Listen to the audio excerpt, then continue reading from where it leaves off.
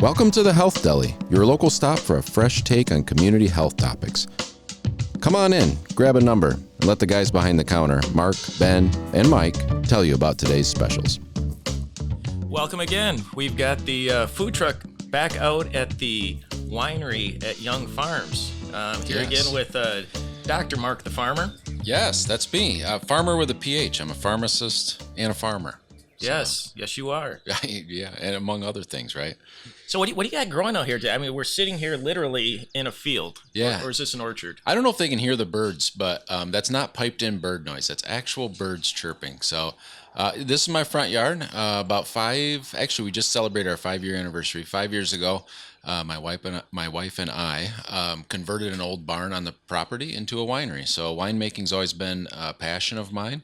Actually, I made my first bottle in my dorm room at Ferris State University. Was that legal? Oh, of course. Bathtub gin. Things were a lot different back then. That's what I tell my kids anyway. So we just kind of evolved into this little hobby winery in our front yard. So that's where we're at right now. And this is awesome. Thank you. I just want to encourage everybody, if you're ever in Mecosta, does anybody just kind of like casually go to Mecosta? I think so. So when the droves of people head to Mecosta, which is by Canadian Lakes, which is by Big Rapids, kind of Remus area. Yeah. Remus, nobody's heard of Remus. Yeah.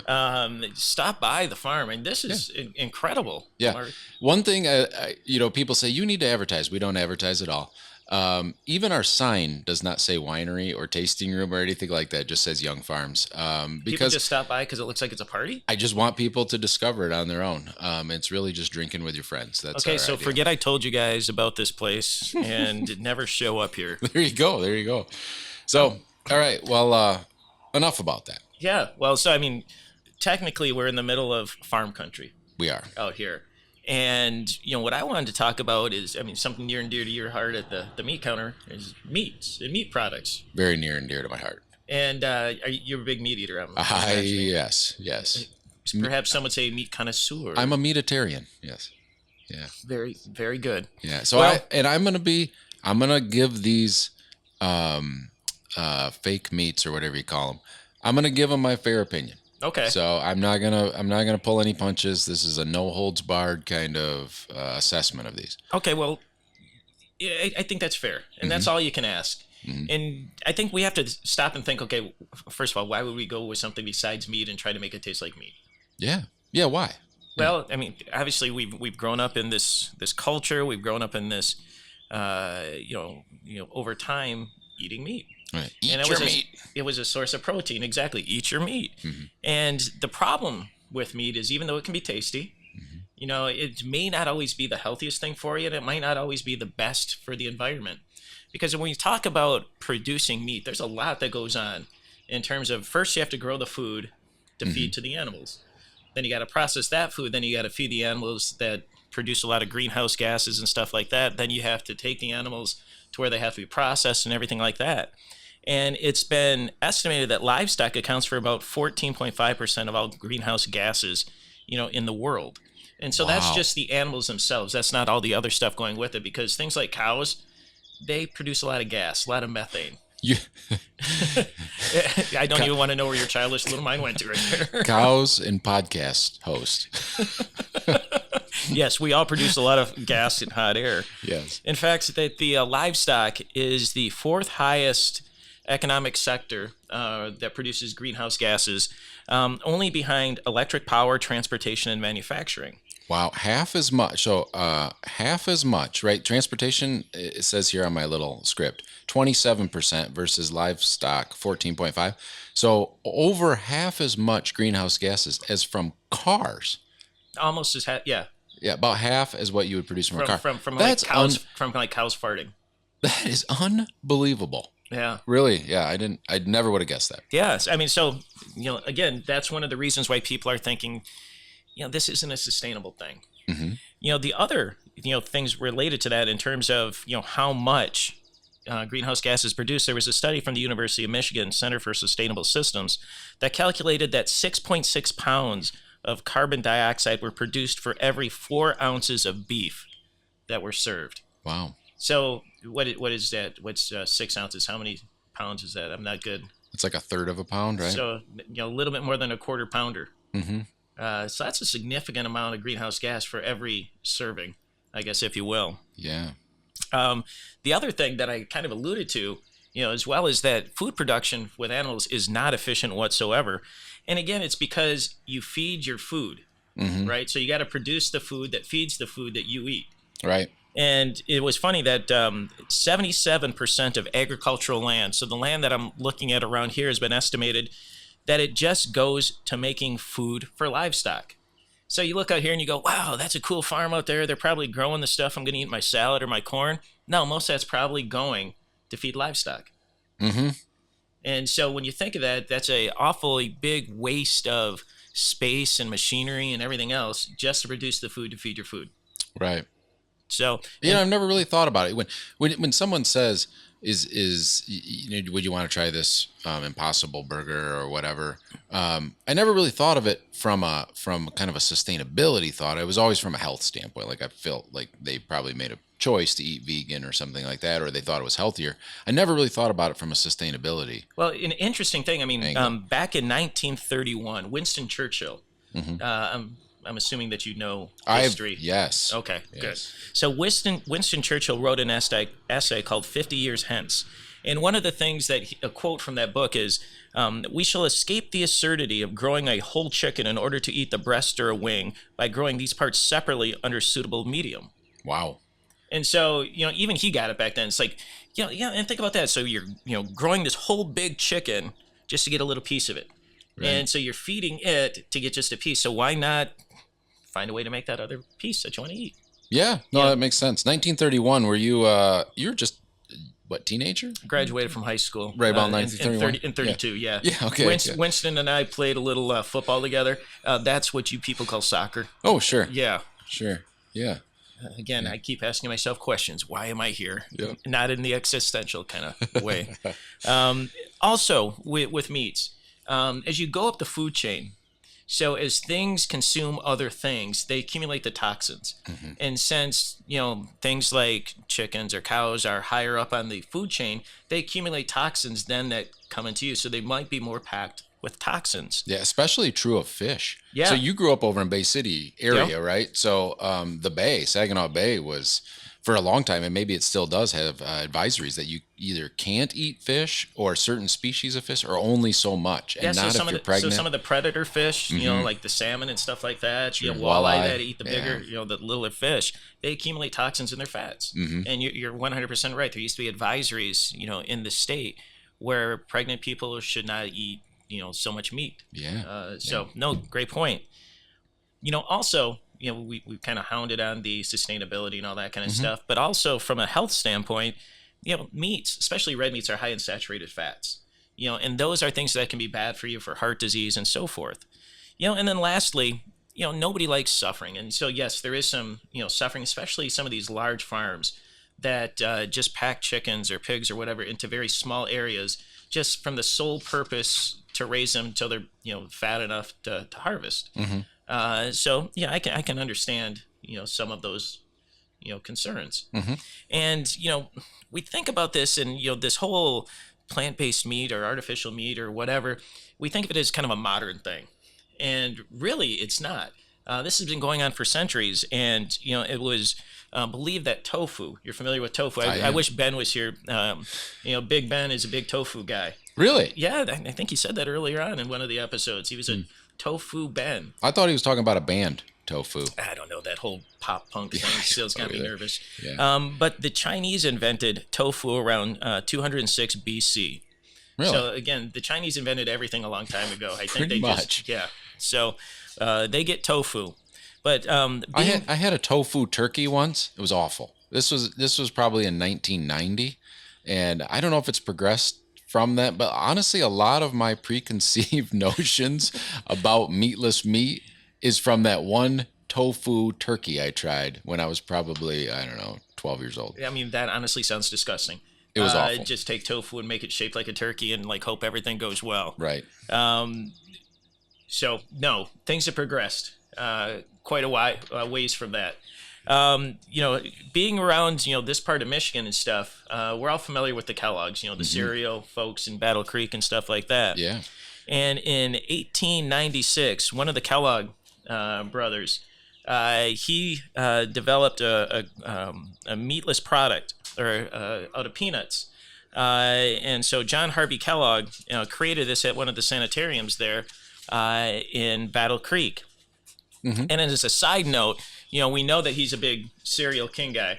And, they actually developed the cereals there as an alternative for eating eggs for breakfast.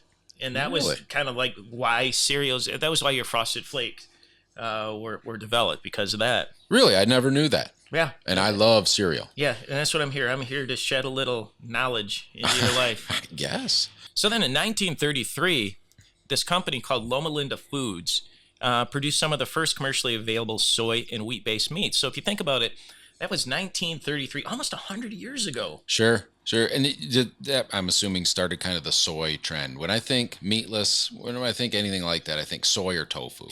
Yeah, and I think that really was some of the biggest ingredients in some of those early products. Mm-hmm. In 1981, this company that's still around called Garden Burgers started taking this idea of the meatless meats to a different level, and they did it from a sustainability standpoint. In fact, they started shaping leftover vegetables into patties. Can you think of that? So it's like we got all these. I don't know if it was leftover off people's plates or just hadn't been used in the kitchen. I really hope not. And so they weren't really meat, but they were vegetables in patties. Sure. And this market has just exploded and it's gone way beyond just smashing vegetables into a patty shape. In fact, now a lot of the products use natural colorings and flavors to simulate the texture, and the feel and the smell and everything of real meat. Interesting. And some of them even use colorings, like vegetable or beet juice. Yep. And other things, that are pinkish in color to simulate blood.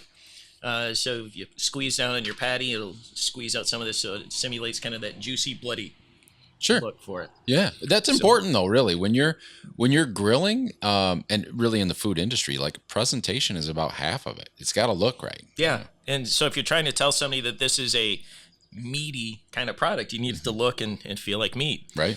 In 2016, Impossible Foods produced the first Impossible Burgers. Mm-hmm. We've all heard of Impossible for the Impossible Burgers, the Impossible Whoppers, and stuff like that. Yep. And so this was maybe one of the big advancements. And I remember when that came out, all the press. And the Impossible Foods claims to use 95% less land, 74% less water, and emit 87% less greenhouse gas in making their products than similar compared beef patties. So from a sustainable, environmental friendly standpoint, I mean, that's pretty considerable. Yeah. No, I've never had one. Is it good? Oh, yeah. I mean, I've had these at Burger King. Really? And yeah, so I mean, honestly, you slab anything up with tomato, onion, ketchup, mayo, and whatever else. It's all just a vehicle to get all that other stuff in my face. Yeah, I like it.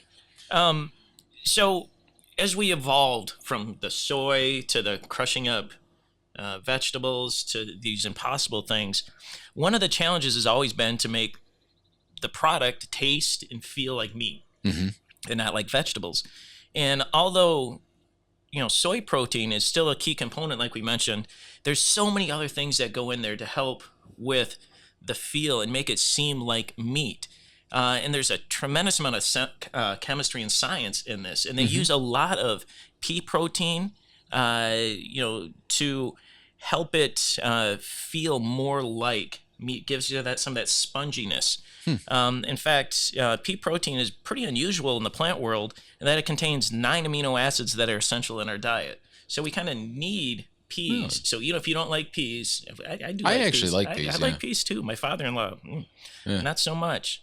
But all the animal-based foods have all the proteins, but most of the plant foods are incomplete. But pea protein is unusual that it contains all those amino acids. And then coconut oil. They use a lot of coconut oil to help with texture as well, to give some of those fatty globules and make it melt at different temperatures and stuff, to give it that juiciness. Right. I'm sure you're going to get into this, but I mean, is that really that healthy of an option if you're going to laden it with coconut oil? Well, and that's the thing. I mean, the saturated fats and stuff like that, unsaturated fats, you pick your poison. Sure. And, again, Sure. we've got some of the nutritional information, and we'll share some of that Yeah. Good. shortly. Good. And so another thing with these meat products is you grill something. Mm-hmm. Okay, you grill a hamburger patty. It starts out red and kind of raw Mm-hmm. looking, and as you heat it, it undergoes a reaction called the Maillard reaction. Okay. And this is a non-enzymatic reaction that changes the color, the texture, and the flavor Mm-hmm. of products. And they needed to simulate that same reaction in these plant-based meat products. Sure. And they finally found a way to do that. And by able to simulate this reaction with soy, wheat, pea, and fava proteins and other starches, they were able to replicate that reaction. So, you really can trick yourself into thinking, this looks, feels, smells, everything just like a beef patty. And so with that, the thought being that so now that we're able to really trick people into thinking they're eating meat, this market's just exploded. It's gone well beyond tofu and patties and stuff like that. In fact, according to a Grandview research group, by 2022, between 2022 and 2030, the market size for the global consumption is going to be roughly $25 billion. Wow. So, yeah, that's just huge. 25 billion. Wow. Yeah. What do you make? No. 25. Yeah, 25. About 25 Yeah, dollars. not even close. Those kind of things are just crazy. Yeah. And this is driven a lot, by the two camps. I want to eat healthier and Mm-hmm. not have meat products and animal suffering, and then the greenhouse gas people. Sure. And so with those, that's really driving things. Mm-hmm. And with that, we've gone beyond patties to, name a meat product. Bacon. There's some meatless bacon. Really? Name another product. Jerky. There's meatless jerky. Really? There's meatless fish sticks. There's meatless chicken nuggets. I mean, Wow. if it's a meat, we got a meatless version of it out there on the Nice. market now. So it's really, pretty crazy. Mm-hmm. And so then the real question becomes, as I'm going to be doing these, why am I doing it? Mm-hmm. Is it for health? Is it for animal suffering? Is it for, and I think a lot of people go this route because they think this is a healthy alternative. That honestly, nothing against animals, nothing against sustainability. I never even thought about that part of the equation. I was only thinking that this would be a healthier option. Yeah, and so I think that realistically we have to deep dive in to these products to make a determination if are they really healthier than meat products. When we look at calories, everybody's fixated on calories. Low calorie diet, I want to lose weight. Honestly, calories, it's hard to say. A lot of the products are pretty similar with respect to calories for the plant-based products as they are the meat products. So if you're looking for a low calorie alternative, probably not what you're going to go, what you want to do. Okay. You mentioned fats. So a plant-based burger has about 4% of the recommended daily value of saturated fats, whereas beef burgers have about 20 to 30%. Whoa. So total calories might be similar, but that's a big difference in saturated fat. Right. So if you have heart disease and you're concerned about potentially cholesterol and stuff like that, that might be a reason. Sure. To do these. We think of fiber. Fiber is always good because what do you Gotta need have fiber it. for? You know what you need fiber for. Got to keep things moving. That's right. So plant-based meats have about 15% of the daily recommended values of fiber, whereas let's say beef, in a beef patty has 0%. So yes, higher fiber. Now on That's a plus side for me. Really is. I never thought about it. Yeah. Do you need that much help? Well, I pretty much eat my breakfast by the number of grams of fiber it has. Alrighty then. So yes, Yeah. Dr. Mark's going to be switching over to plant-based products I just might. solely for the fiber benefits. Yeah, maybe. In addition to, let's flip this around. Okay. So also, food has vitamins and minerals and all this kind of stuff in it. Sure. When we look at some of the essential vitamins and minerals, actually plant-based burgers do contain less protein, zinc, vitamin B12, and other things like that. So, from a vitamin standpoint, maybe meat's a little bit better. Okay. Then we start getting into some other interesting things. Sodium. We all equate taste with sodium. Gotta have the salt, baby. Gotta have the salt. Yeah. So if you look at a beef burger, if you're not sprinkling the whole shaker of salt on there, Sure. contains about 60 milligrams Okay. of sodium. Sure. Not too bad. Not bad. Plant-based products, about 350 to 450 milligrams. Whoa. Yeah. So you're talking 6 times. Yeah. So check the labels because these are a big source of sodium because you need to add that flavor to it. Sure. And you get a lot of that flavor through adding salt. Right. So hypertension, if you're one of those people with high blood pressure, read those labels. Read the labels carefully. Yeah. Another mineral that people are concerned about is iron because of anemias, because you don't want to go around eating dirt and stuff like that to get your iron. Right. Right. We did learn about that. We did learn about that thanks to the kids. Right. No red clay. Although it does have a little bit. A little bit. Well, some plant burgers, the plant meats are about equal. Okay. With the red meat. So don't get fooled into thinking that red meat is just, synonymous with more iron. Okay. How Do you need a bite of red meat to clear your throat there? Yeah, I need something, brother.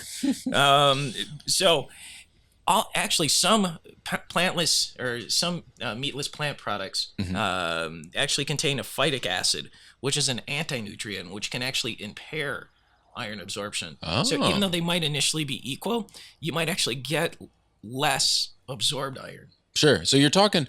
So the way I can kind of paraphrase all of that is that probably slightly more nutrients in the beef burgers versus plantless, but there's also more fat in the beef than there is the plants. But the plants probably have more sodium. Right. Okay. So it just all depends. So from a healthy eating standpoint, not as clear cut, as people make it out to be. Sure. And so, but honestly, it all comes down to taste, right? Right. And if it doesn't taste good, I'm not going to eat it. Amen, brother. And so we've got here a whole bunch of different types of products. We brought in and grilled some meatless plant burgers. We got some meatless chicken tenders. We got some meatless tuna fish and some meatless jerky. This is like a smorgasbord of sustainable meatless stuff. Meatless meat. Meatless meat product things. Yeah. And so, Mark, go ahead. All right. Taste a little bit of that burger. Let's start with the burger. So we grilled these up earlier, and I was actually surprised by the smell. We got some smell, and they really looked like a burger. I would agree. I mean, from the external non-mouth component. Yep. Now, smell, while it was grilling, we had good smell. It doesn't smell like a burger. You think so? Maybe bit. a little bit. A little bit. If you use the charcoal grill, I think it'd be better, but it gets more of that smoke. Let me try.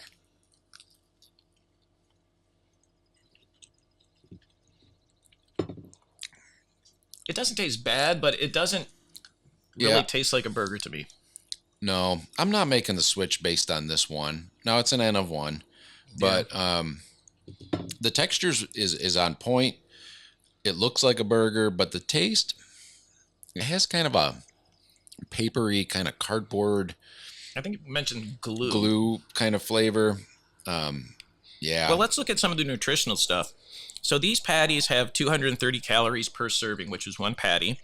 Has about 17% of the recommended daily allowance of sodium and about 40% of the daily allowance of protein. And to compare that with a hamburger patty that's 85-15, so relatively high in fat content. Sure. Those have calories of about 159, so fewer calories. Okay. Sodium 2%, considerably less sodium. Sure. And protein of about 29%. Okay. So again, depending on what you're looking for in your healthy eating is going to be important. And then flavor, like you said, hey, if I'm got somebody who's a vegan or something like that and they throw one of these on, I'm not going to turn my nose up, but man, I'm not seeking these out. No, I ate it. I'm going to call it not bad. Okay, not bad. Not bad. All right, let's try the chicken tenders. These actually look really solid. I mean, nice and crispy looking. Yep. Golden brown. We air fried them up. Yep. Did it in an air fryer, and you could not tell a difference by looking. These look exactly like a real chicken tender. And you cut into it, and again, it looks like processed chicken meat. To be honest, you see the fibers in the meat quotation marks, whatever that is.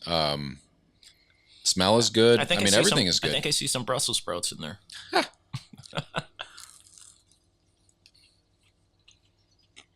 Actually, those are pretty good. Wow. That tastes like a chicken nugget to me. That, yeah. If you handed me this and said this is chicken, I would just eat it and really not know the difference. No, those are actually really good. And if we look at it from a nutritional standpoint, these chicken tenders have about 250 calories, 27% of the RDA for sodium, and about 13% of protein. And if we compare that to a similar serving of regular chicken tenders, breaded, and so forth, have about 270 calories, 27% or 23% sodium, and about 14 grams. I'm not sure what that translates into in terms of percentage Right. of protein. So pretty similar, actually. These are good. I honestly would eat these just as much as a chicken tender. No, I agree. Yeah, this is a thumbs up Yeah, from a skeptic. yeah, wow. So, yeah. We've converted. All right, let's go on then and try the I'm not gonna say converted, augmented, augmented, like your reality. kind of. Uh-huh. Let's go ahead and let's try some of the tuna. Now, we've got some meatless tuna. And looking at this on the plate, I'm just going to throw it out there. It vaguely looks like It looks tuna. more like chicken to me. Yeah. But it doesn't look bad. All right, we'll give it a taste. You going to fork it, or do you want a pita chip here that we got? Give me a pita chip. All right. No, I'm gonna do a fork because the pita chip might add flavor. All right, I'm just going to use my finger. Okay. Actually, 2 fingers. Neanderthal over here. Yeah.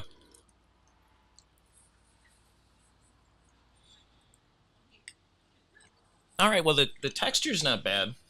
It's a little bit more solid, not as flaky as tuna. Not as flaky as tuna, but I don't get much taste. zero fish taste. Mm-hmm. I'm not a big fan of tuna either, but that is not good. Well, I mean, it's not bad, but to me, if I taste tuna, I want it to taste like tuna. This tastes like. Now, granted, this was the tuna in water, not in oil or anything like that. But really, there's not a lot of flavor with that. No, not impressed with that one. Okay, well, let's see if there's a huge nutritional benefit. Calories of this tuna in water, 100. Sodium, 20%. Protein, 28%. If we look at real tuna in water, 90 calories, so less. Sodium, 16% less. Protein, 37%, so higher. So I would make the argument that I'm sticking with my, chicken of the sea. Well, and it's probably not making a lot of greenhouse gas either. Tuna. Yeah, I don't know how much tuna farts. I don't know either. Just look for the bubbles in the water, eh? Yeah. I'm gonna say that's bad. I did not like that. Yeah, it's got a funky aftertaste. Agree. I'm not buying that one again. No. All right, this is one I think you were excited for. Super excited. So this is the plant-based spicy jerky. So I love me some beef jerky. All right. So I'm super excited, saving it for last. All right. The smell, fantastic actually. Yeah, it does smell good. It looks like kind of jerky. It's got all the fibers and everything, little jerky bits, and it's got the good tear off ability of jerky. Mm-hmm. Fibrous like jerky. No, it really does have the jerky texture. Really, yeah. It's got good spice on the front. If you put this in front of me, blindfold, no blindfold, I think it's jerky. I mean, maybe it doesn't look as much like jerky as jerky.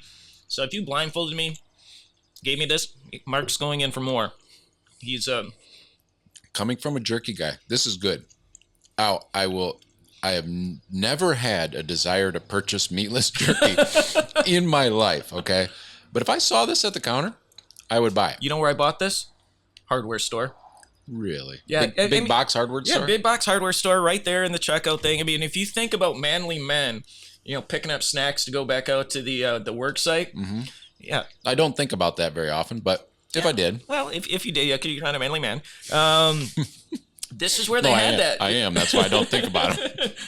No, we went different directions on that one with you. But no, this is solid. This is very solid. Yeah. And so let's look at it from a health. Nutritional standpoint. Calories of serving, 90 calories. Sodium, 20%. Protein, 15%.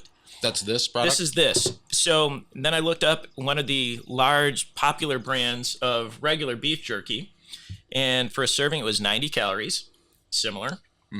Sodium 16%, little less, and protein 15%. So similar.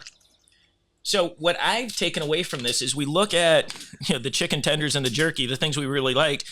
They were almost identical from a nutritional standpoint as the meat versions. So realistically, if you're doing it for a health reason or to eat better or whatever, honestly they're almost identical. So you're not getting a whole lot Right.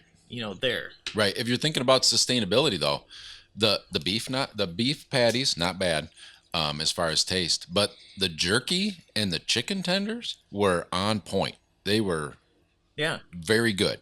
I was actually surprised. The tuna's got a ways to go, Yeah. but yeah, I'm very surprised. Yeah. Very, very, very surprised. And so these plant-based meat products, they've come a long way from your tofu turkey. Wouldn't you agree with that? I would say they have came a long way from tofu turkey in the early 1990s. So we're not a total thumbs down, bashing the whole thing. So we've opened the eyes of some skeptic. Yes, very much so. So now, will I say, am I going to completely switch to meatless meats? No. But if I was, at a friend's house and they gave me a meatless burger before, I probably would just say no, thank you. Now I'm going to eat that burger. I have no worries. And the meatless jerky, when I see that, I will probably buy some. Whoa. Yeah. Not for the health benefits necessarily, but because it actually tastes good. Yeah. And weird, this is something that's very practical, but because it's not as stringy, it still has the pull off texture, the jerky. I can't stop talking about the jerky. Because it has that texture, but it doesn't have the stringiness. I don't feel it getting stuck in my teeth. A practical application of jerky. No, 100%. I had the same thing with that. It's like I'm not pulling jerky bits out of my teeth. Right. Normally I'm like probing every tooth with my tongue, but this, I don't have that. So he's going back in for some more, plant jerky. Mind blowing today. Wow. So kind of wrapping things up and summarizing, I mean, there's pluses and minuses, to, the meats and the plant-based meats. Not necessarily a slam dunk on the health benefits. And you got to watch out for some of the hidden things like the sodium, that's in some of the plant products. Right. And so, that's going to be a key thing, especially for people that have blood pressure, heart failure, and stuff like that. If you're going to switch over to the plant products, just make sure that if you go all in, you're supplementing your diet with vitamins, perhaps, just to make sure you get the nutrition, or even with the meats for that matter. Right. So take home, look at the labels. That's a take home for everything. If you like the taste, if you like it for whatever reason, whether it's greenhouse gases, friendly to the earth, whatever else, go for it. But just look at the labels to make sure that it's good for your diet. And from a strictly taste standpoint, give them a try. Give them a try. I was the biggest skeptic. Some things I was disappointed in. Others, though, completely surprised. Yeah. Wow. Fair point. So who would have ever thought that we'd be saying goodbye from the vegan health deli, here at the meat counter? Mark over at the meatless counter is meatless Mark today. I don't want that to catch on. But yeah, I'm gonna add this to the deli. I'm gonna add some meatless jerky to the deli. Perhaps they'll be serving some of this at the winery there as people can get a little jerky. Yeah. Plant-based meats with their... I wouldn't go that far, okay. But maybe. We'll see. So again, thanks for joining us here at the deli. We're going to put the close sign up. We're going to let Meaty Mark take the rest of the jerky. I got some jerky to eat. Yep, got to go huddle in his corner. So thanks for joining us, and we'll touch base with you again. We want to give a special thank you to Andrew Tingley and the crew at Ferris State University's television and digital media production program. Until next time, so long from the Health Deli, where topics are tasty, the takes are fresh, and the discussion is free. Please come back soon.